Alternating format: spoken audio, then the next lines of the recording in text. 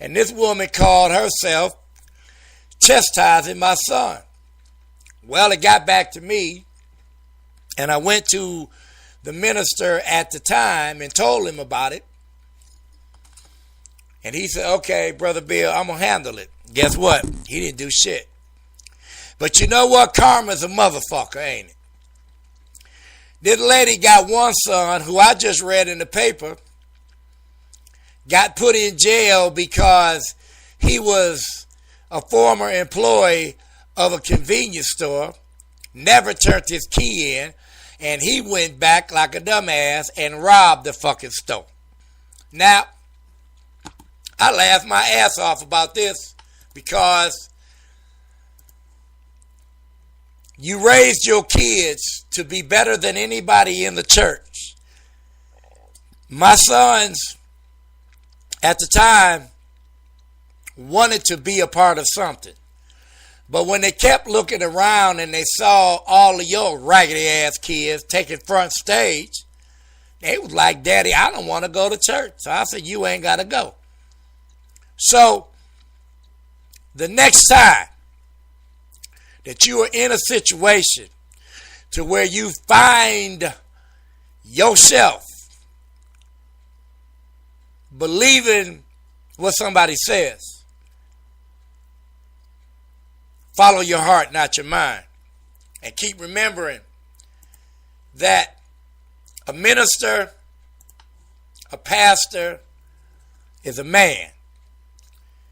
And I bet you any amount of money, if that pastor or that minister kept staring down from at the pulpit looking at your big ass titties long enough, he gonna want to put his hands on them. And I'm not talking about no praying ass hands. I don't trust no minister. I'm gonna tell you right now, I don't trust your ass because you man.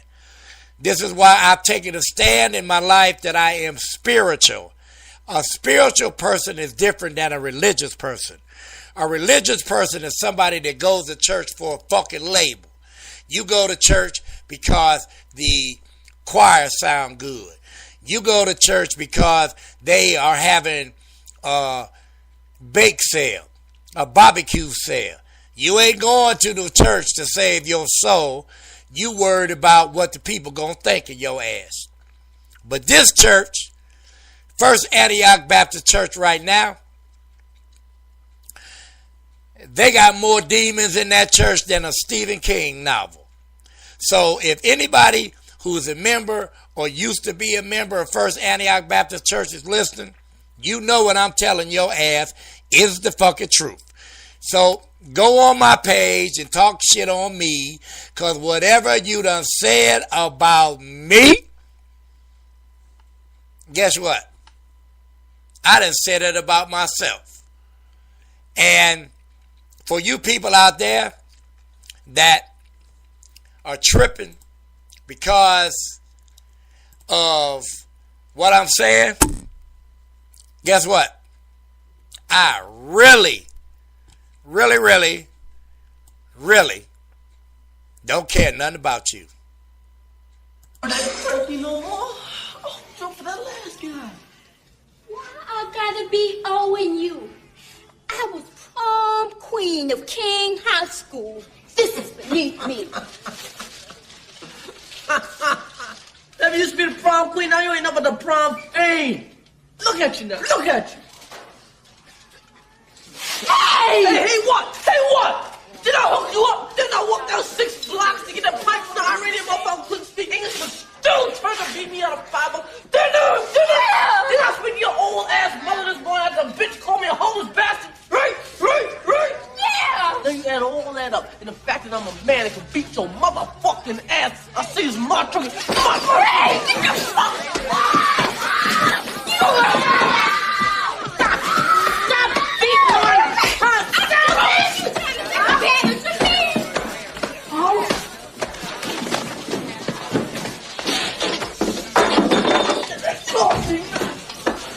You little punk ass chump. Beat up a girl over some turkey. Use a poor excuse for a brother. Ah, shit, man. Fuck. Shit, it's the cop, man. It's the cop. Shut him. Get the fuck. Ah, shit.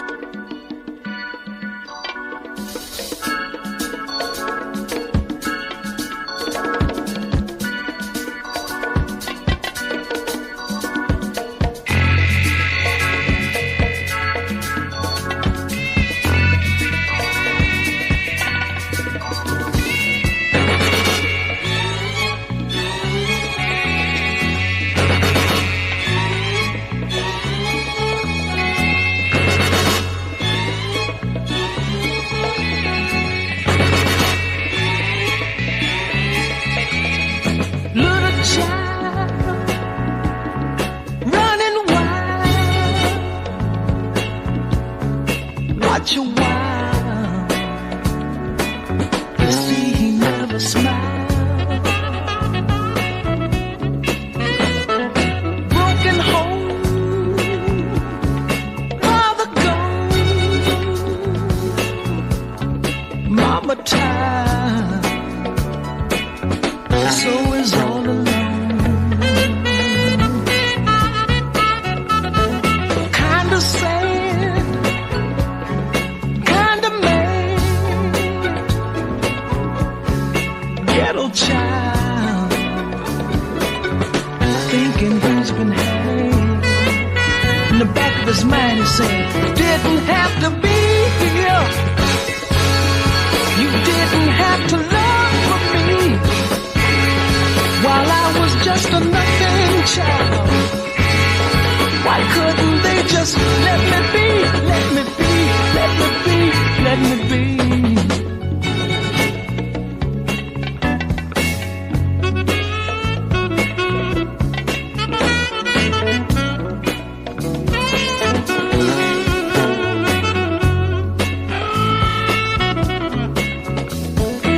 One room shack on the alley back. Control, I'm told, from across the track. Where is the mayor who made all things fair? He lives outside our polluted air. And I didn't have to be here. You didn't have to love for me while I was just a nothing child. Why couldn't they just let me be, let me be, let me be, let me be?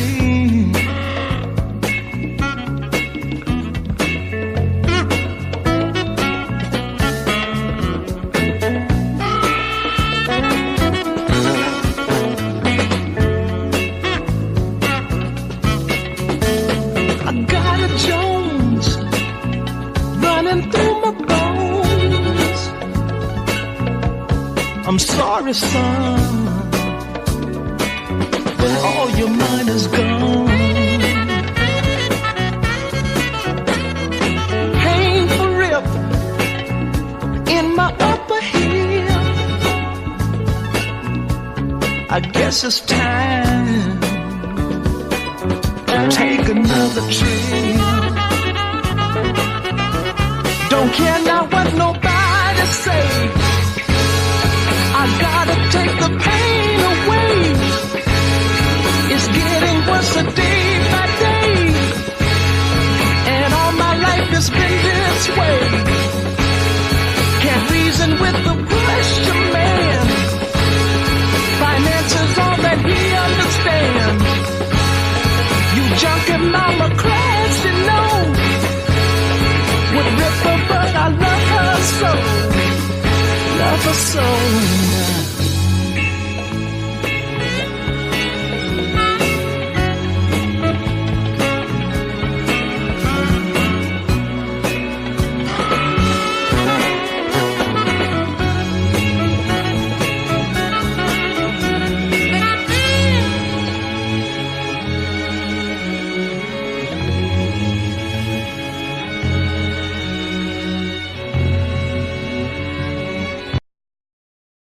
Check this out. We got a great show coming your way today. Real talk, uncensored, unedited, uncut. Welcome to Say What with Detroit's own Billy D on the mighty 147 WLOV. In this day and age, every time we turn on TV, we see it. Every time we go on our computer, we see it. Every time you read your papers, whether online or with the physical paper, we read about it. It's talked about. It's portrayed. It's just reality.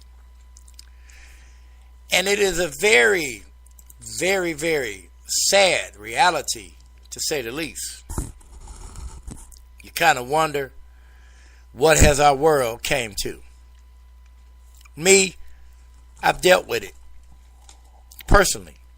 My children have dealt with it personally. Still dealing with it personally. And the thing that I'm talking about is drugs. When I was a kid growing up, us in the neighborhood, we only had weed and heroin. The white folks had the powdered cocaine. All of a sudden, some ingenious person decided to rock it up. They put everything in it from embalming fluid to rat poison. You know, now it's at a feverish stage to where it's back to heroin, it's back to ecstasy, it's back to whatever a drug wants to be. And a particular situation I found out about that hurts me, makes me mad. There's a cat that I used to go to high school with. First name is Eric. Him and I weren't really that cool in high school. We just knew each other. His sister is one of my good friends, say do. And I don't get down into people's personal thing because that's what you do. You know, I try to lay dormant. I try to have an unbiased opinion. But when I find out that my friend Eric continues to fuck up, and you're always using an excuse why you fucked up, it pisses me off.